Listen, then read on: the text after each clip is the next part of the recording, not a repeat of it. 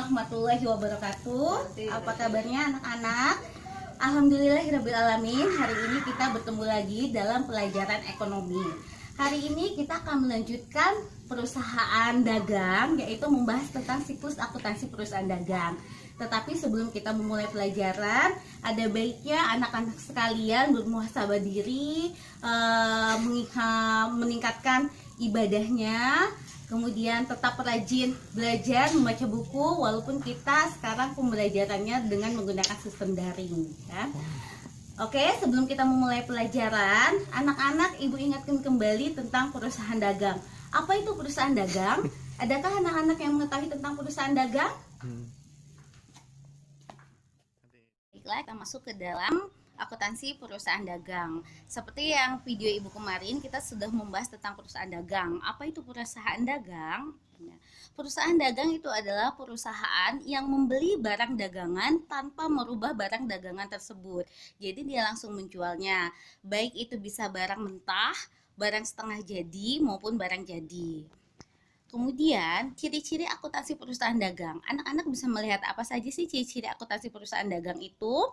Nah, perusahaan dagang itu yang pertama adalah hanya melakukan penjualan kembali barang dagangan tanpa mengubah bentuknya. Itu yang pertama. Yang kedua, menjual barang dagang di atas harga pokok agar mendapat keuntungan. Bu, seperti apa sih harga pokok itu?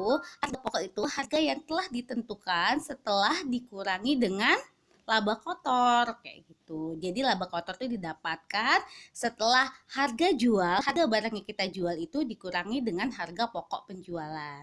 Nah, sedangkan setelah kita mendapatkan laba kotor, kita menginginkan laba bersih. Laba bersih itu dicarinya seperti apa? Laba bersih itu dicari jika laba kotor yang telah kita dapatkan itu sudah dikurangi dengan beban-beban yang kita lakukan untuk kegiatan di perusahaan dagang tersebut. Contoh, ada beban operasional, beban administrasi, atau beban angkut, itu sudah dikurangi dengan beban-beban seperti itu. Yang ketiga, kegiatan akuntansi perusahaan dagang itu mempunyai ciri-ciri sebagai berikut. Ini masuk ke dalam akuntansinya. Yang pertama, di dalam akuntansi perusahaan dagang itu menggunakan akun persediaan barang dagang awal dan akun persediaan barang dagang akhir. Ini jelas berbeda dengan akuntansi perusahaan jasa, karena di perusahaan jasa tidak mempunyai akun persediaan barang dagang. Kemudian yang kedua, ada penghitungan HPP. Apa itu HPP? Harga pokok penjualan. Yang ketiga, laporan laba rugi bisa berbentuk single step atau dengan berbentuk multi step. Nanti akan kita bahas selanjutnya.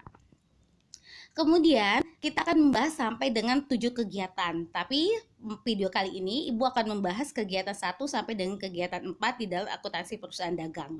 Kegiatan yang pertama adalah menyusun transaksi perusahaan dagang. Ketika kita menyusun transaksi perusahaan dagang, apa saja yang perlu kita lakukan? Yang pertama adalah kita menyiapkan bukti transaksi. Apa sih Bu bukti transaksi itu? Bukti transaksi itu adalah bukti ketika kita melakukan transaksi di perusahaan dagang. Dia bisa berupa nota kredit maupun bisa berupa faktur, tergantung kegiatan transaksinya. Apakah dia pembelian secara tunai atau pembelian secara kredit, penjualan secara tunai atau penjualan secara kredit. Yang kedua adalah memahami syarat pembayaran. Karena di perusahaan dagang ini kita mengenal syarat pembayaran. Apa Bu itu syarat pembayaran? Syarat pembayaran adalah syarat yang dikenakan seorang pembeli atau seorang penjual ketika melakukan transaksi pada perusahaan dagang. Contoh, Amin membeli barang dagangan di perusahaan Sejati. Nah, ketika dia membeli barang dagangan, dia dikenakan syarat pembayaran. End of month, artinya dia wajib membayarkannya sampai dengan akhir bulan. Itu syarat pembayaran, dan akan ada lagi syarat pembayaran yang lainnya. Yang ketiga, mencatat transaksi pada perusahaan dagang. Selanjutnya kita bahas kegiatan yang kedua.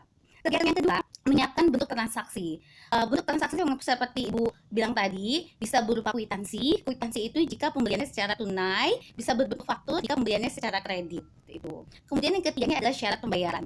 Syarat pembayaran kita bisa mengenal EOM, end of month, atau suka mendengar N/60, 2/10, atau N/30, atau 2/10, 1/15, N/30, tergantung nanti ketentuan perusahaannya. Bu, maksud dari syarat pembayaran itu apa? Maksud dari syarat pembayaran of month, End of month berarti dibayar jatuh temponya sampai dengan akhir bulan. Tapi kalau N per 60, 2 per 10 itu apa? Maksudnya dia akan dikenakan sebesar 2% atau potongan harga sebesar 2% jika dia membayar dalam tempo 10 hari dan jangka waktu 60 hari.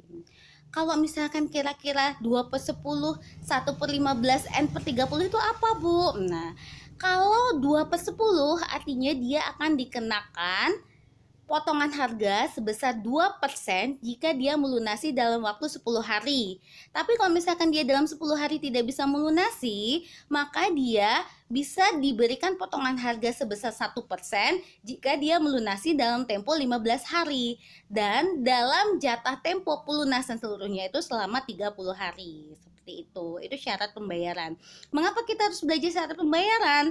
Karena syarat pembayaran ini penting pada proses pencatatan transaksi nanti ketika kita membuat jurnal umum. Yang kedua, ada syarat penyerahan barang. Syarat penyerahan barang itu kita mengenal FOB shipping point dan FOB destination point. FOB shipping point itu apa, Bu? Artinya FOB shipping point itu beban angkut atau semuanya itu ditanggung oleh penjual, ya, ditanggung oleh pembeli. Jadi penjual hanya menyerahkan barang sampai di gudang penjual. Selanjutnya sampai barang itu di tangan pembeli itu adalah sampai di gudang pembeli itu menjadi tanggung jawab pembeli. Bagaimana dengan FOB destination point? FOB destination point itu barang dagang itu diantarkan sampai ke gudang pembeli. Jadi selama barang itu diantarkan sampai ke gudang pembeli, itu menjadi tanggung jawab penjual. Dan yang ketiga itu adalah rabat. Rabat itu adalah potongan harga yang diberikan secara langsung ketika terjadi transaksi perusahaan dagang.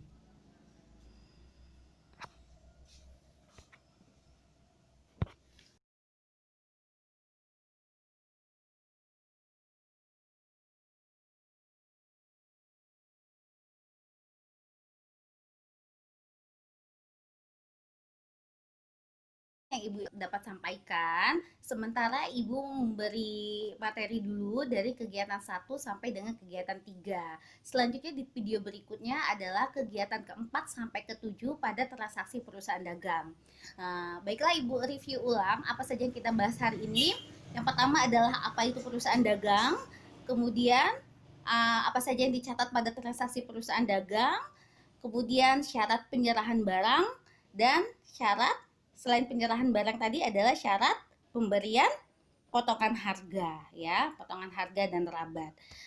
Ibu harap anak-anak bisa meresumnya di buku catatan tanpa perlu diupload kembali ke e-learning, cukup di buku catatan.